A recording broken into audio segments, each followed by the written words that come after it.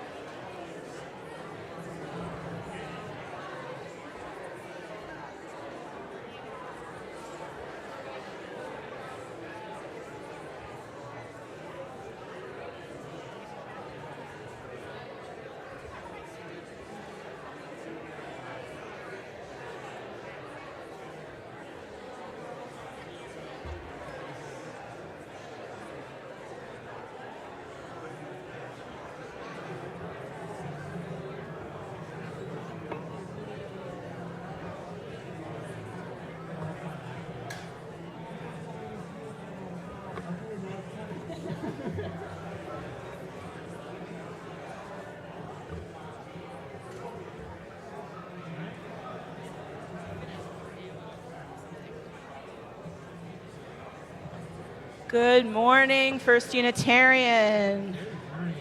Hello, everyone. So Leah is at a UU conference in Milwaukee. Thank you, Tyler. So Sandy, Danny, Sandy, and I will do our best to fill in for her. We'll see how it goes. But anyway, join us in our welcome song. Whoever you are, wherever you are welcome here. Please sing our welcome song with us.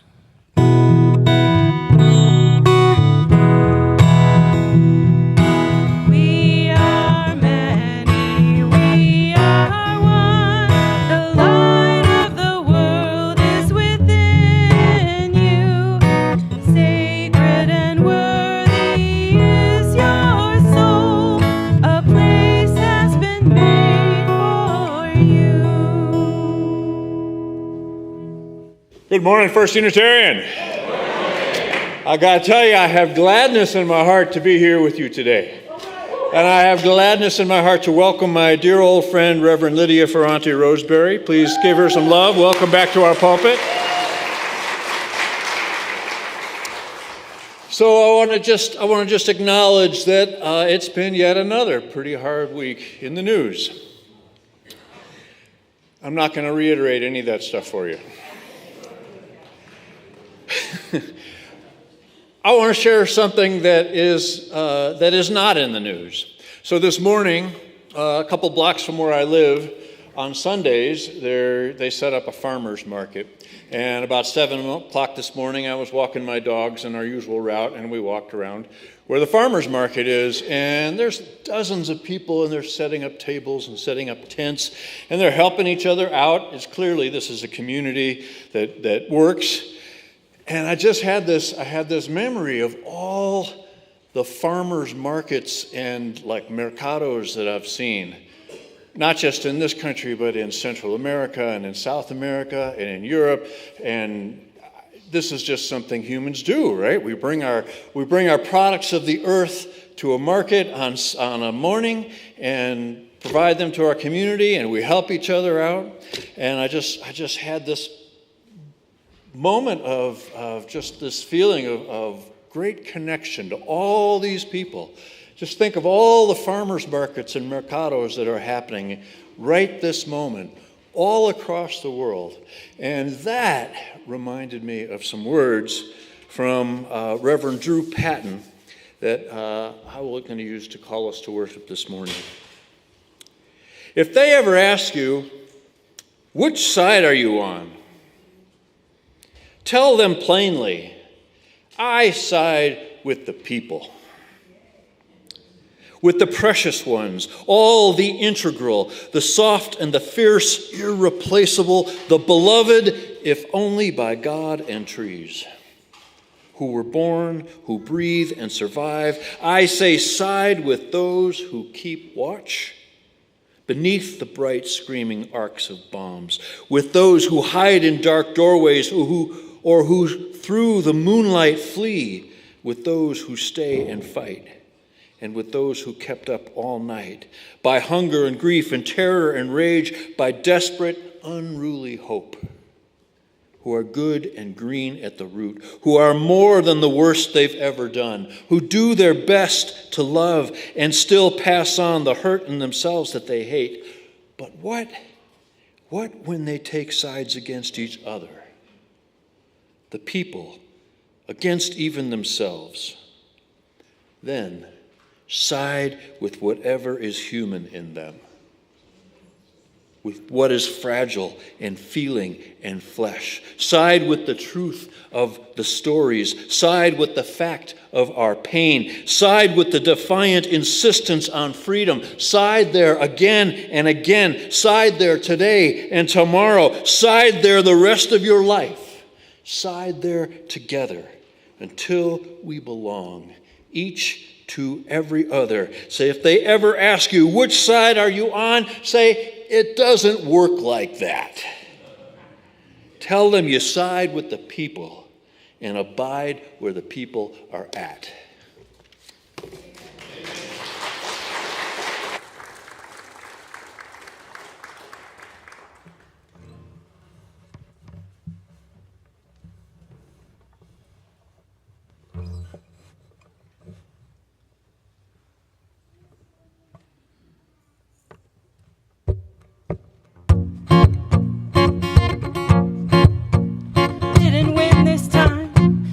feels alright. It doesn't mean that we won't still win this fight. It's a little darker now, that's alright.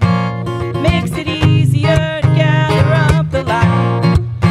So wipe your face dry, roll your sleeves up. Even when they knock you down, you get back up, you don't give up. No, it hurts so bad to be so close, to have your dreams seem to all go up in smoke. I know you're scared now, I know you're tired. Keep your mind set on freedom and your eyes on the prize. Wipe your face dry, roll your sleeves up. Even when they knock you down, you don't get up, you give back up. No, it feels like this is the end. We stop hoping, we stop fighting, that is how a tyrant wins. It's not a marathon, it's not a sprint. It's a 1,000-day relay race, arrest and resist again. Wipe your face dry, roll your sleeves up. Even when they knock you down, you get back up, you don't give up. We didn't come this far just to come this far when there's so much left to lose. We didn't come this far just to come this far when the future is ours to choose. We didn't come this far to come this far, not get what we were due.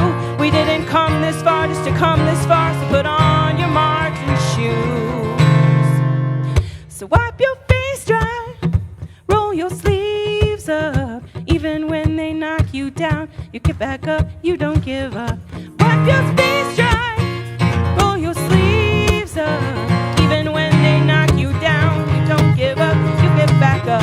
Wipe your face dry, roll your sleeves up. Even when they knock you down, you get back up, you don't give up.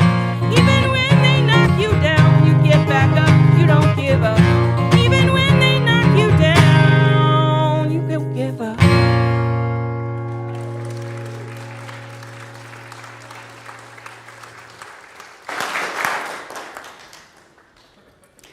All right, where are my friends? Come on down.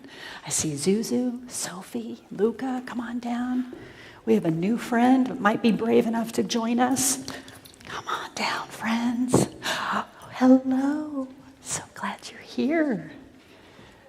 All right, today I have a story called What is Given from the Heart, and it's by Patricia C. McKissick. And it's a story about a boy who learns that giving a meaningful, generous gesture means more than things. It was a rough few months for Mama and me. We were already poor, but got poorer last April when Daddy passed away. Mama cried and cried because Daddy didn't have a suit to be buried in. They look sad, don't they? Come June, we lost the farm and moved to a rundown house in the Bottoms. On Friday the 13th, it rained, everything flooded, and Smitty, my dog, disappeared. Can you imagine losing your dog?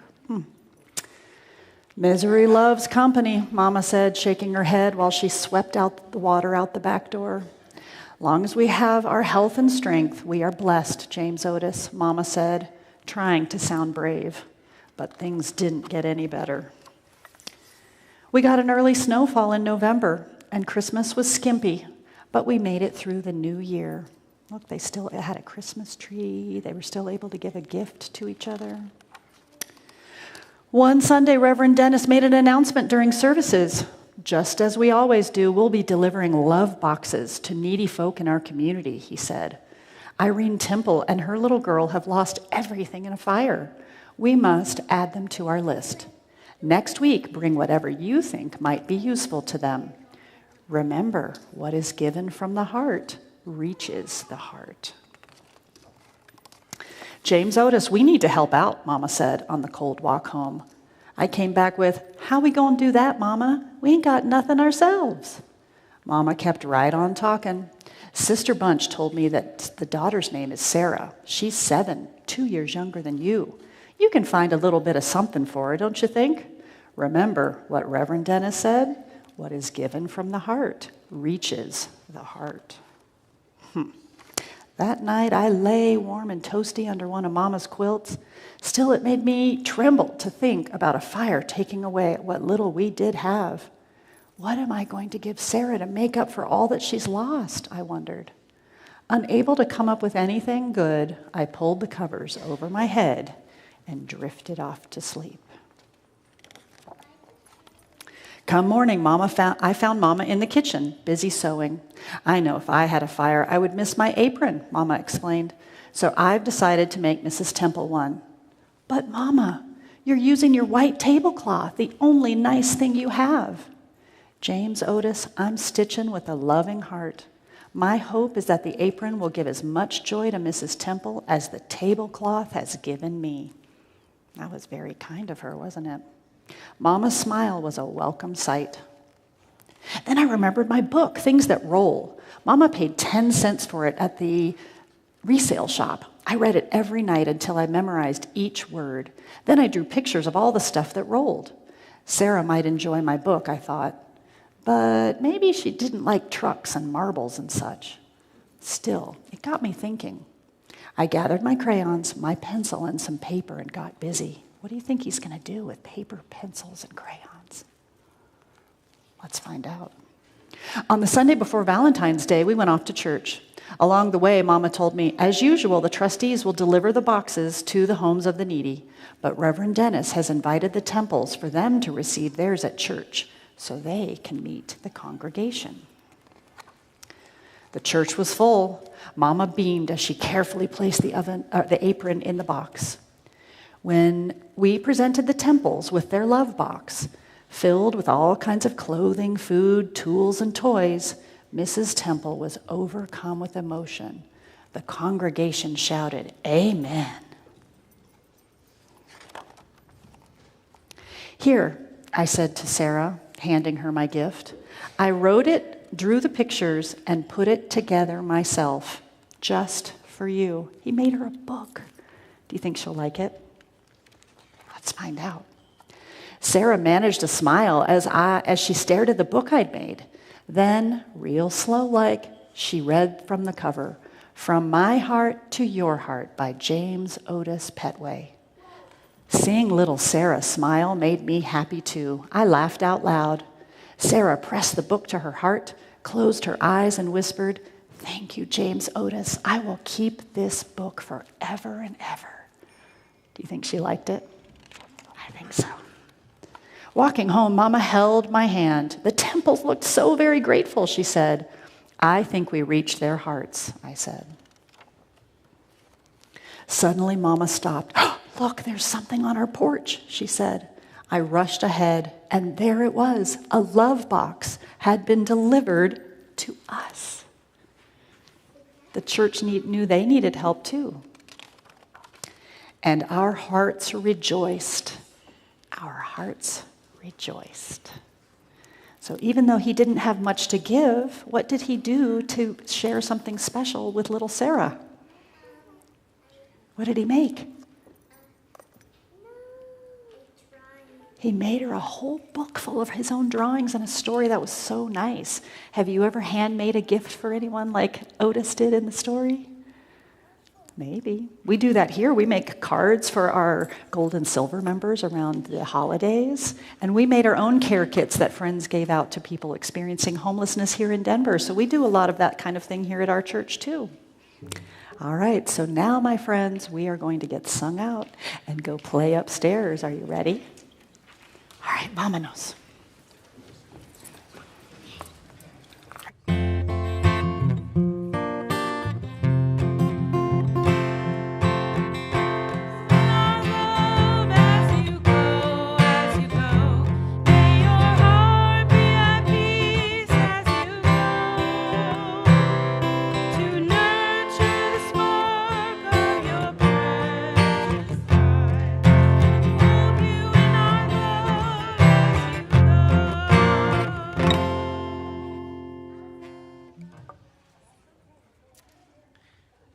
Now, if you are willing and able, if you could join in singing, stand with us and join in singing hymn number 1017 in the teal hymnal. The lyrics will be up on the screen. We're building a new way.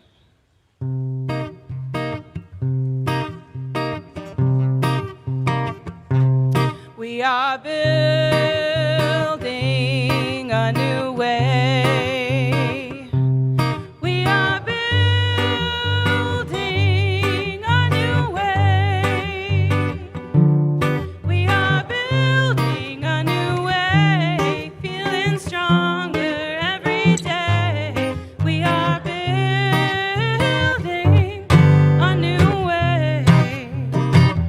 We are working to be free.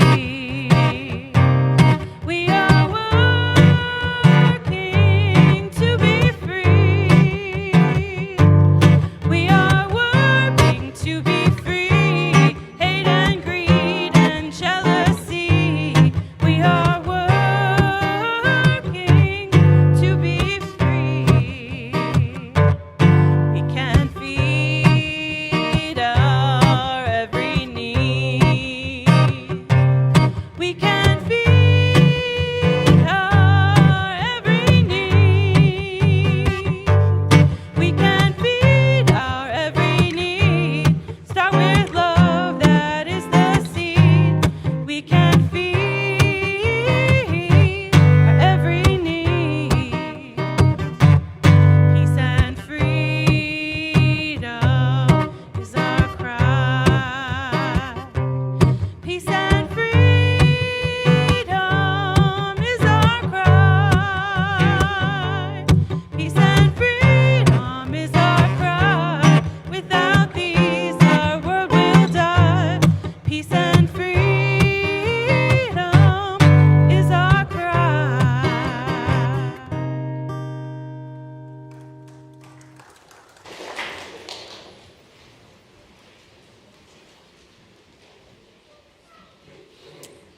Good morning. I'm Noelle Batti. I have the privilege of serving on the Giving and Action Committee here at First Unitarian. As you may know, on the first and third Sunday of each month, we collect a donation for organizations in our community whose work closely aligns with our values. Unless indicated otherwise, all donations received today will go to Close to Kids of Denver, which we will hear more about in a moment. This morning, we are joined by Aaron Martin, Development Director. If you would like to learn more about what Close to Kids of Denver does, if you would like to get involved, see their store, or if you have any questions for Aaron, please visit us in the community room or join us in the community room following service. Please supporting Close to Kids of Denver as generously as you can, and please extend a warm welcome to Aaron.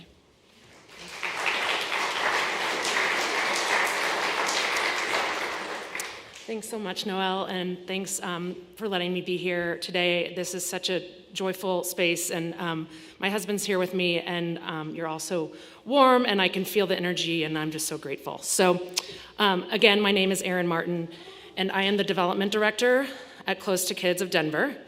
If you aren't familiar with Close to Kids, we provide new and quality used clothing to students from low-income and in-crisis families in Denver.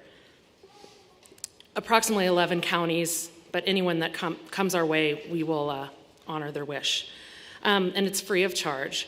Denver area students, they are ages 3 to 21 and can shop for 1 week's worth of clothing, and we call that a wardrobe. We're located on South Colorado Boulevard and Yale, if you're familiar with that area, and they can come shop every 4 months. The only requirement for them is to be enrolled in school. We recently heard a story from a teacher that a student of hers had holes in his shoes, and she encouraged the mom to visit Close to Kids after the boy had been given a hard time by his classmates. The mom was so grateful for this opportunity and told the boy's teacher all about their wonderful shopping experience, and the teacher saw the brand new shoes in action on the playground. By providing a week's worth of clothes, we hope to remove barriers like that so the kids are able to attend school, feel good about themselves, are ready to learn, and prepared to thrive. Most of our clothing is donated by individuals cleaning out their closets, schools and organizations holding clothing drives, and local manufacturers that partner with us. However, we use monetary donations to provide 5 new pair of underwear and 5 new pair of socks to each shopper, and to purchase clearance items to fill in areas where we lack donations, like shoes and boys' pants, because boys don't wear a lot of pants, and so we try to fill those as well. Or they're really hard on their clothes, we find with the boys, compared to the girls. Close to Kids has been serving Denver area students since 2008, and to date we've provided more than 140,000 wardrobes, which equals nearly 3 million pieces of clothing. Thank you. We are very proud of that. And currently we are serving approximately 1,300, although I think I told Noelle we're ramping up for back to school time, and we were close to 1,400 students this month. It is wild in there, it is busy, it is very high energy, but it is crowded. So we're hoping to expand soon to serve more kids. And I'd like to close by reading a thank you letter that we received, as I think it aptly captures the impact of Close to Kids work. And I took a picture of it on my phone. I left the card at the store because we have it hanging there. And it started with, I thought this was so cute, kids to close. So it actually works too. I am always grateful when I come with my children to shop. You always wipe my tears. Because of the clothing we receive, we can pay our bills since we don't have to worry about clothes. I want to express that even if every flower in the world had a voice, I could not send as many as it would take to say thanks enough. There is a quote from Marianne Williamson which says, "Gratitude is an opening of locked up blessings." With a grateful heart, I want to say thank you so very much. You are a lifesaver. And she signed her name and her children. Thank you so much for having me speak today. Close to Kids is so grateful for being selected for your Giving and Action Plate collection. And I will be in your community room, as I called it a foyer, but I've learned it's a community room, and that sounds a lot better than foyer. After the service, if you have any questions or would like to learn any additional information about our work. Thank you again for letting us be here. We are so very grateful.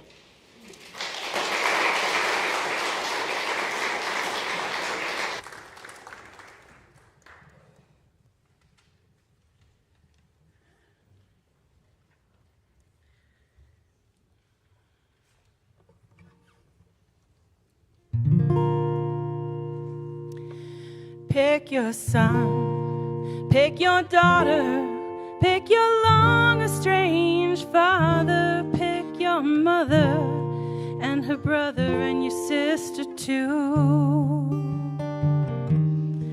Pick your neighbor, pick your neighbor's neighbor, pick your next door neighbor, hell, pick a stranger, pick that troll on the internet who's never met you. Love them too. Love them too. Find someone who's lost, who you don't trust, who can never know the cost of all you've given them, that you can never get back again. Find a preacher, find a witch, introduce the poor to the rich. Find someone you don't understand because you thought they were a woman and out there telling you they're a man. You gotta love them too. Love them too. Find a victim, find a bully.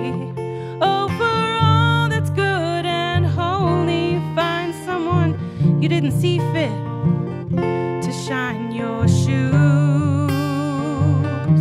Pick a politician, pick 'em good, 'cause you got everything and everyone to lose. Pick that news anchor on the station you hate, whose face makes you so mad, but you ain't got an excuse.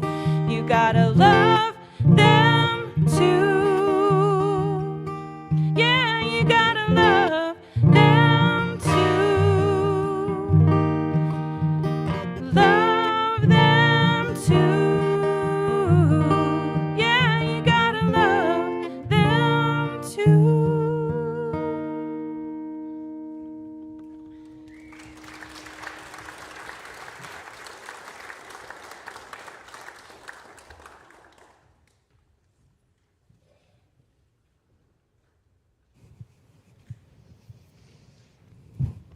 Good morning, First Unitarian. Oh, it is such a delight to be back here with you again. This is a congregation that I always enjoy coming to and sharing with and hearing about all the things you're up to. I'm going to begin the pastoral prayer with the words of, as soon as I find them, Joe Von Rue. And they write,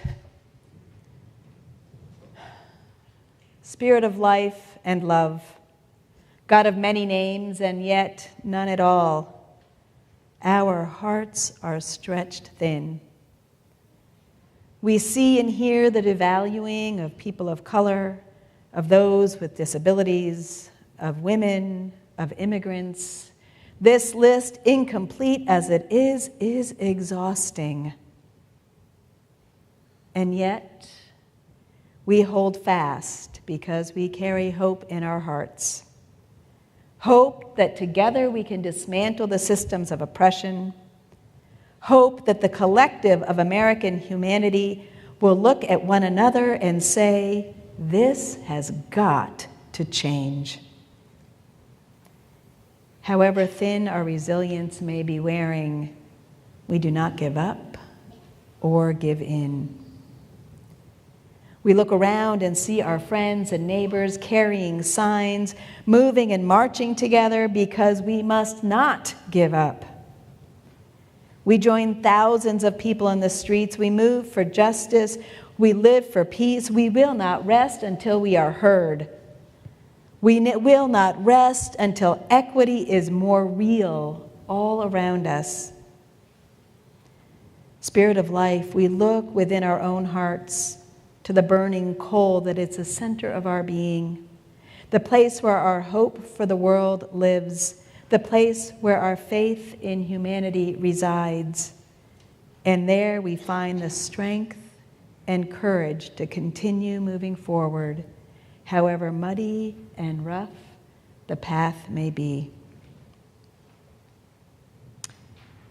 And to that prayer, I add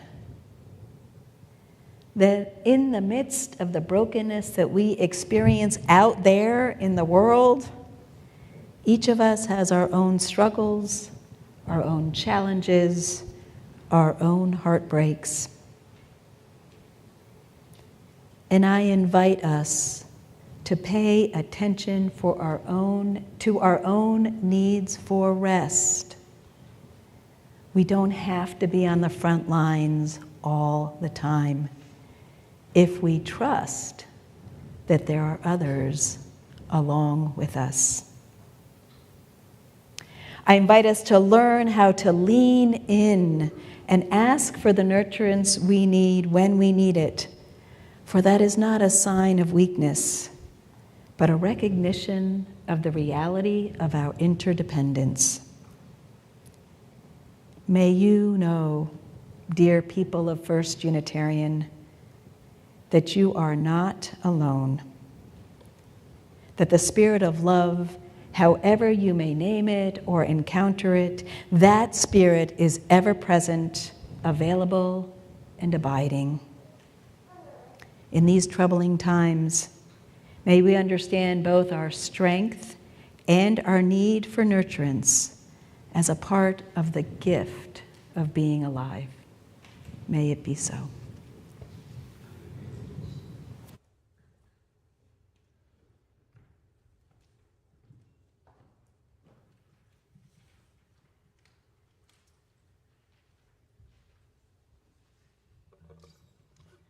A lot of you know this, so feel free to join in.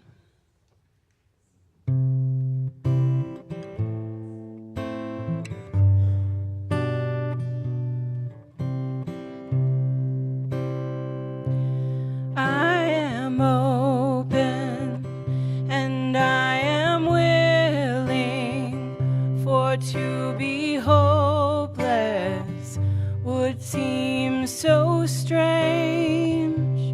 It dishonors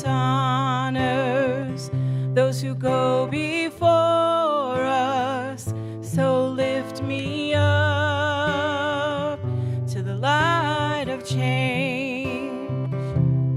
There is her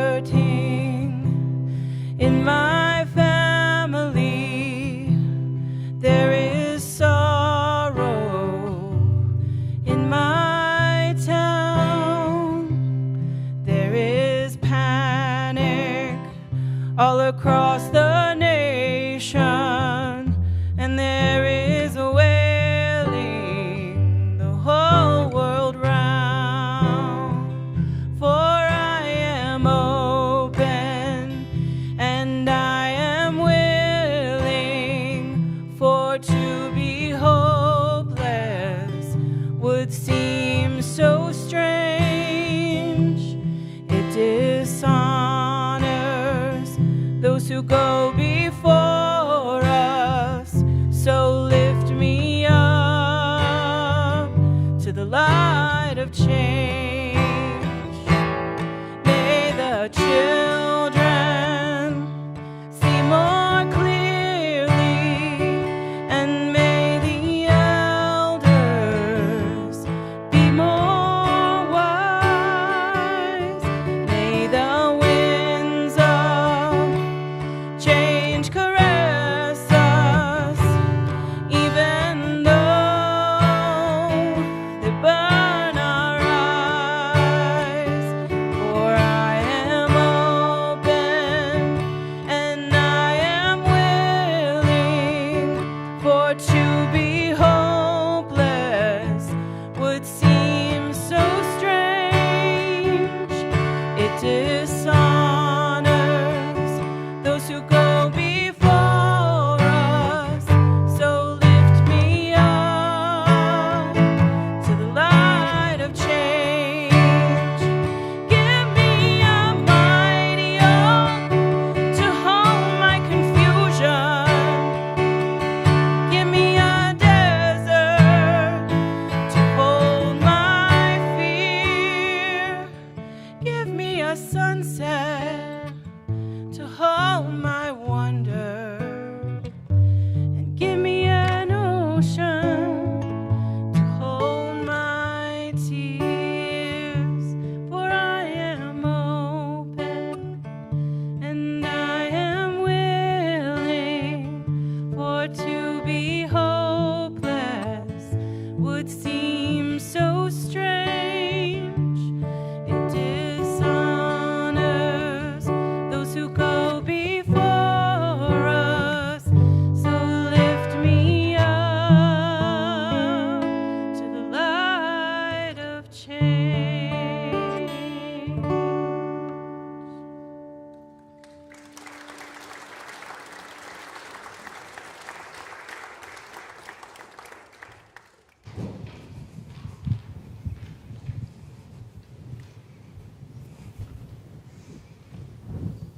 My goodness, how beautiful. Thank you so much.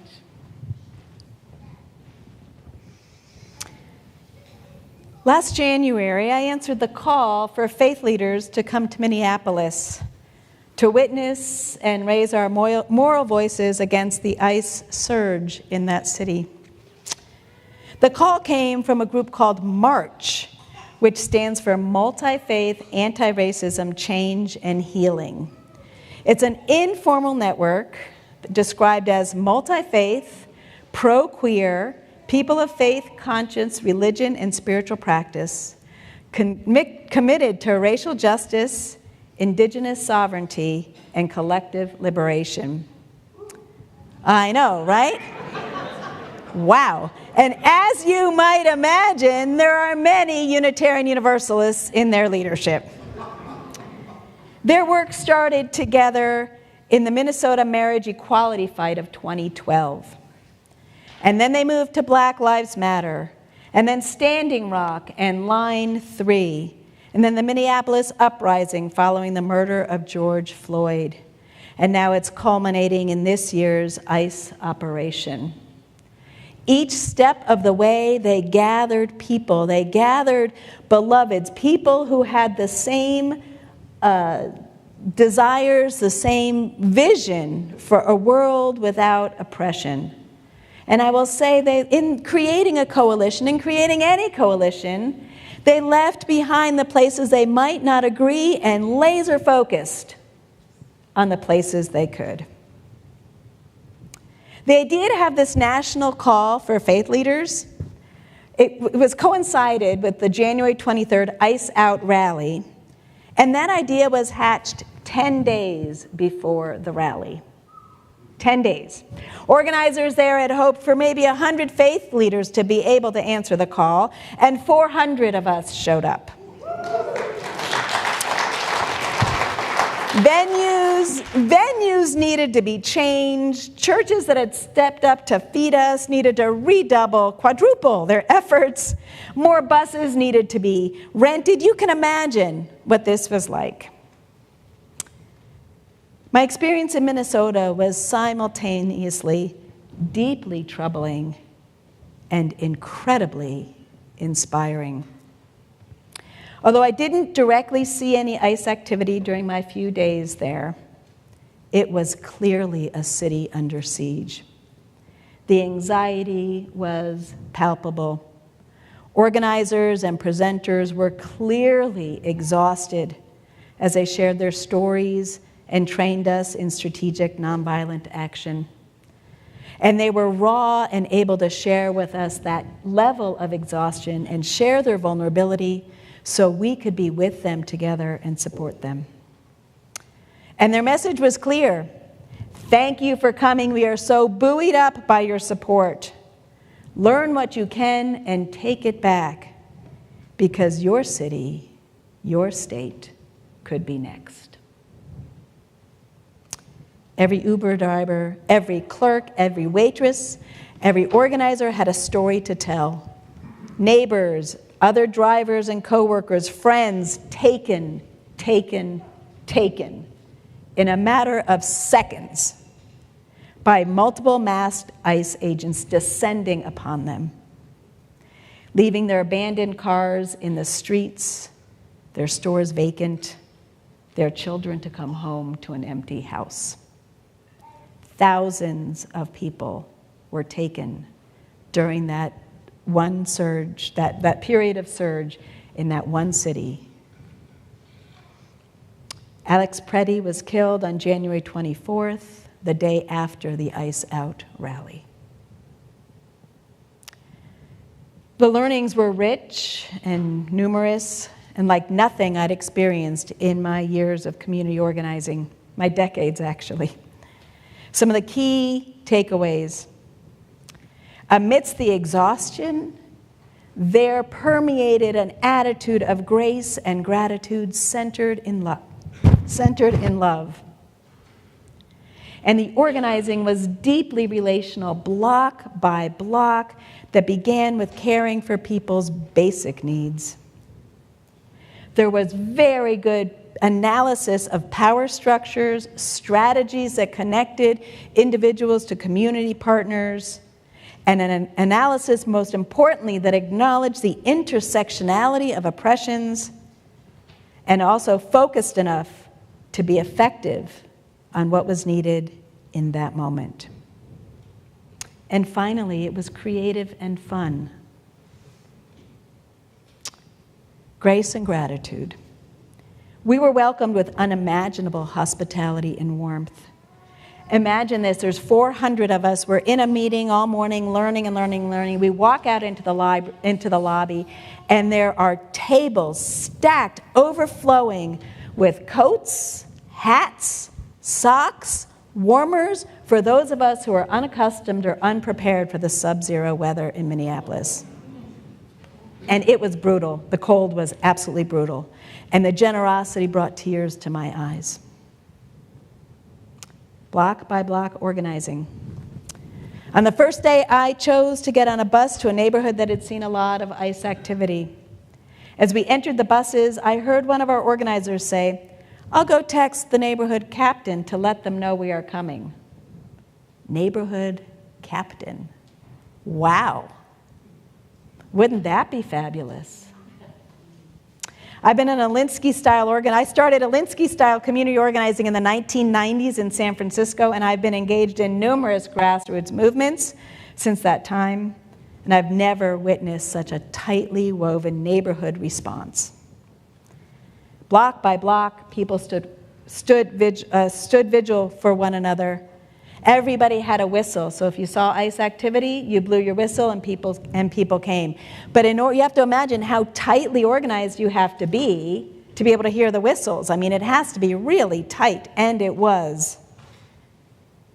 And people were bringing groceries to each other, driving kids to school, accompanying people to medical appointments, block by block, this network of mutual care. because they knew one another and they knew what people might need. Our job there in this neighborhood was to be a presence, a witness in this moment where so much had been lost, where families and businesses were being terrorized. So buddied up with our stoles and our religious garb outside underneath these heavy wooden coats with these gloves, these ski gloves that I bought at the Ark before I went, and goggles to fight off the cold, we walked up and down this commercial district, armed with whistles in case we saw any ICE activity. Store after store had bold signs on their door, no ICE without a warrant. My buddy, who was a rabbi from Virginia, and we stopped at a local Mexican grocery store. It had double doors, which I think were built there to keep the cold out in this incredible, some people might be from Minnesota and nodding. This was new to me. Double doors to keep the cold out, but now they were double locked doors to protect from an ICE invasion. So when we got to the door, we were escorted in. We walked around. There weren't too many people in this small grocery store. We bought a drink and offered the store owner $20 each to help her business stay solvent. She thanked us, and then she told us she'd been buying extra meat and chicken for neighbors who weren't leaving their homes at that time, and she would use the money for them. Later that day, we were trained for direct action that was to happen at the Minneapolis airport. We are drawing attention to the fact that by allowing flights full of immigrant neighbors who were snatched from their families and sometimes the only home they knew, the airport is complicit in these actions that were tearing apart the city, the neighborhoods, and people. That's an analysis of the power structure and strategically looking at where are the areas of complacency. And the next morning, over 100 local faith leaders were arrested, making national news. Now, perhaps the most creative tactic employed that I was a part of was at a local Target store. Minneapolis-based Target has been notorious for complying with ICE to the point of letting them into their stores to arrest their employees. Boycott Target. So we were invited to arrive at Target at 2 p.m., grab a shopping cart, and walk the aisles as if we were shopping. At one point, one of the organizers started singing a protest song. And when we heard the song, we were just to start singing ourselves, so that the aisles were filled with singing of these beautiful protest songs all through the Target store. Within a few minutes, there were just dozens of people. It was so beautiful. We were asked to leave, of course, when they realized what we were doing, but we remained in the lobby as faith leaders from various traditions implored Target to be the family-centered good employer that it claims to be. There was so much more, so much more that happened in these 2 short days of action, including the Ice Out rally that drew tens of thousands of people into the streets in this literally sub-zero weather. And as you know, because of the fierce determination, caring, and organizing of the people of Minneapolis, ICE called off their surge without completing their mission. Their tactics have changed. Their goals have not. But ICE is more stealth in their approach, no less ruthless, no less determined to carry out their racist, cruel, xenophobic plans. But what Minneapolis showed me and provide us an example for is that resilience, effective targeted strategy, creativity, and deep relationships make a difference. Amen. Thank you. And I returned home changed, with the organizers' words ringing in my ears. Thank you for coming. We are buoyed up by your support. Learn what you can and take it back, because your city, your state, could be next. Now, I served a congregation for 16 years up the road in Lafayette, but right now I'm a stewardship consultant. And honestly, I didn't know what to do with that mandate. If I were serving a congregation, I told myself I would exactly know what to do. I'd be engaging my people, using my pulpit for prophetic action, strengthening the bonds with our community partners. So I hadn't imagined that within a few months, I'd be doing just that, but on a statewide level. Reverend Ruth Reinhardt, my dear friend and colleague, is a retired minister and a member at Common Flame Congregation in Golden, Colorado, formerly JUC, Jefferson Unitarian. She came back with fire in her belly just like me, and she connected with Side with Love and learned about the coalition of UU statewide action networks. There's 28 states that have Unitarian Universalist specific statewide action networks, and we were not one of them. She jumped in immediately, as is her way. We're a great pair because she's a jumper and I'm a plotter along. We work so well together. And she engaged Colorado in a national call to action that came from the national office, or Side with Love.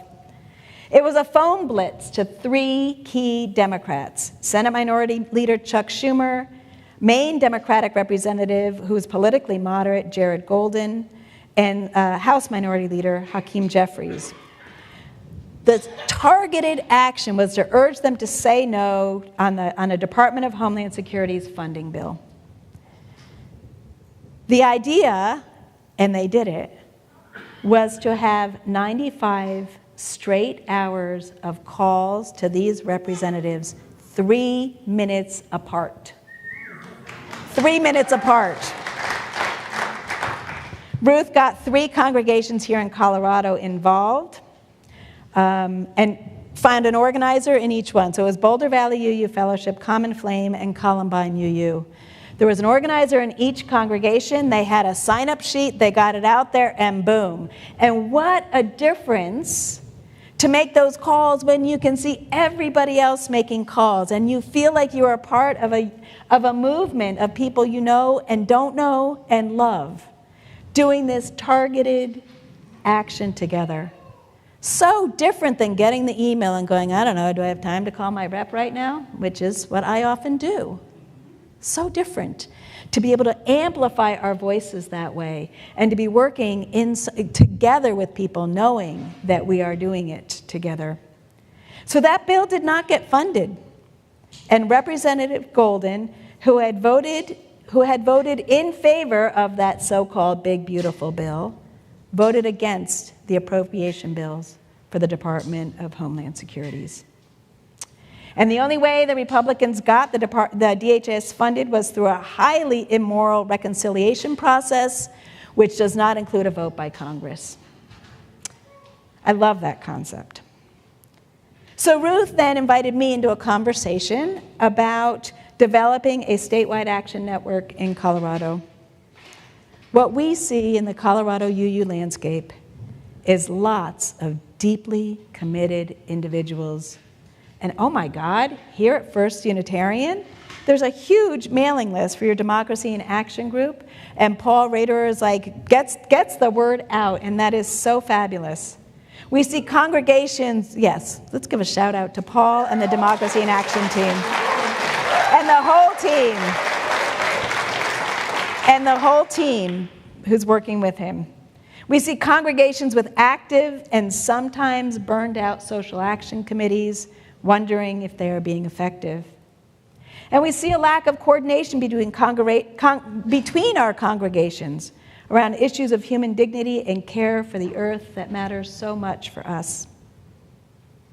Imagine if instead of 3 UU congregations, it was all, I think there's 18 UU congregations in the state that were part of that phone blitz. How would we feel together?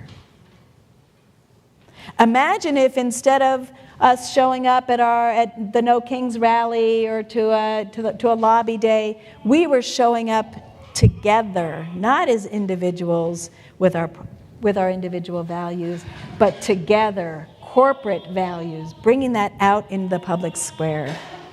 That's the yearning we have seen, and that's a yearning we want to fill with the UU Colorado Action Network, or called You Can. We are not trying to duplicate efforts. We are trying to amplify our Colorado UU voices in the public square, inspire one another across the state, learn about effective actions from other statewide action networks and the UUA, tool ourselves up for multiple issues so we can better live our values in the public square in the long run, and develop meaningful community partnerships. We do not need to be reinventing the wheel. The most beautiful thing about that phone blitz was nobody in Colorado had to figure out who to call. There was other strategists, and the information gets funneled through, and we become the people who are enacting these values from strategy. So I think, I don't know, we might be filling a little need that there is out there. I'm hopeful anyway. Out of 45 UU ministers that we identified, 20 ministers were interested with the minimal outreach of an email in May. So not too bad. And of the 18 UU congregations, I think we had 12 or 15 represented at our very first meeting of all the congregations. And that is with the clunkiness of creating email lists on a new platform and the admin and the tech skill buildup that is neither Ruth nor my gift. But the other thing is, Ruth called me on Friday. She said, "Lydia, this is so far beyond us right now." And I was so grateful.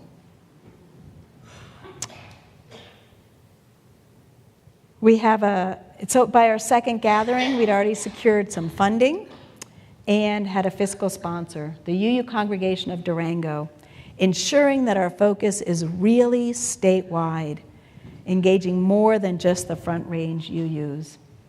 I had a conversation with Reverend Wendy Jones in Grand Junction, and she said to me, "I'm really glad this is happening, but I got to tell you, here in Grand Junction, we often don't feel like we're heard that much." And it's happening here more than anywhere. It's happening. The challenges are so difficult in our rural areas. That's where they're putting the data centers. That's where they're putting the immigration centers. That's where Tina Peters was, in Grand Junction. So we made an early commitment to be attentive to centering those outside of the Front Range. We're starting with a Solidarity Summit. It's a statewide gathering to build relationships and skills and engaging community partners. There's a whole toolkit from the UUA. And I'll say in my 25 years of ministry, I've never experienced the UUA better in their social justice work and their organizing than they are now. We hope to develop monthly action hours. This is what the other state action networks do. We pop onto Zoom together, we learn something for a little bit, and then we do it. We're all writing our postcards together. We're all calling our congresspeople, but we're doing it together. And we hope to have regional gatherings in the future. Here's our draft mission statement, matching much of what we experienced in Minneapolis. To build meaningful relationships with one another, community partners, and those most impacted by oppression. To take direct action on social justice issues, to advocate for policy changes statewide with intentional, faithful, and accountable action, and to provide mutual aid within and outside of our communities. Are you in?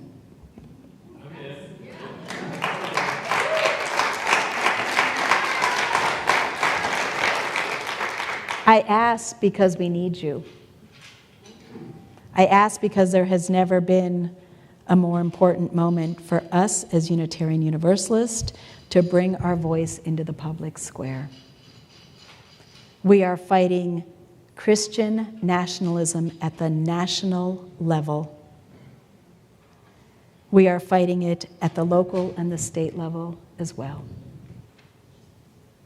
We cannot remain silent. We must be strategic and effective and work together. We need to understand that this work needs to be multi-issue and gather together even if and when the issue closest to our heart may not be what the focus needs to be in this moment. We're in this for the long haul, and we are so desperately needed. I've been so grateful for those at First Unitarian who have already been engaged, and I'm going to leave you with a little bit of an invitation. Show up, sign up, stay grounded in this work. My hope is that this work and all of our work amongst UU congregations is grounded in our faith, has the capacity for us to show up as vulnerable as we need to be and be nurtured by one another, as we together also strengthen each other in our work. Amplify your voices. Act strategically. You will see at the table, the community action table, this is your way to get engaged. We are having a Solidarity Summit on October 3rd and 4th in Colorado Springs at All Souls, and we invite you to be a part of this. Grounded in love, amplifying our voices, and acting strategically. I believe, actually, I know we can and we will make a difference. May it be so.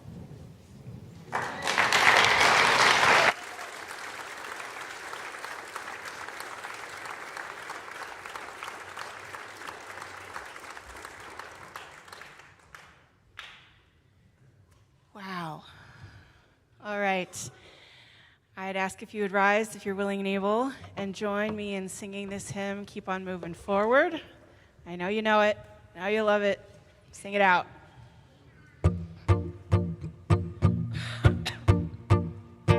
Gonna keep on moving forward. Keep on moving forward. Keep on moving forward. Never turning back. Never turning back. Gonna keep on singing loudly. Keep on singing loudly. Keep on singing loudly. Never turning back. You got it. Gonna keep on loving boldly. Keep on loving boldly. Keep on loving boldly. Never turning back. Never turning back. Gonna show our children courage. Show our children courage. Show our children courage. Turning back, never turning back. Raise this house with strong hands.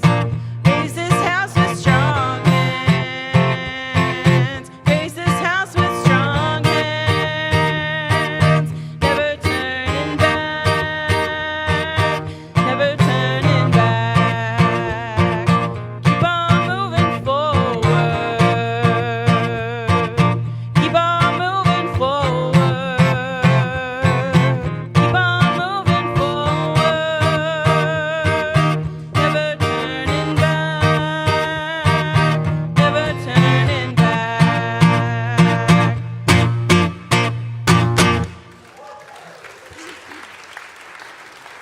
And join me in singing our closing affirmation.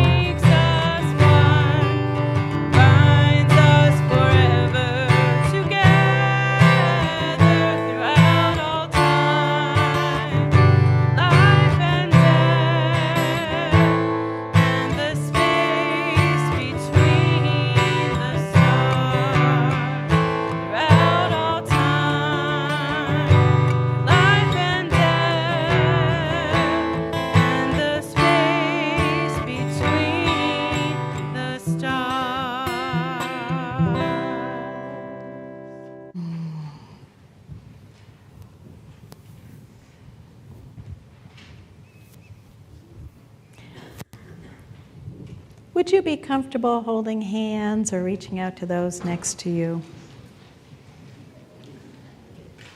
And if not, finding a way to show that connection. I'm a deeply embodied person, and so I feel when our hands are together, we can really feel our deeper bonds to one another that are both in this room and beyond this room. Let this gift of touch remind us that we are never alone, and that when our hands are joined, we have a power beyond our imagining. Let us learn to both lean in to one another in our strength and our vulnerability, and know deep within our hearts that we can and we must make a difference. Blessed be. Amen.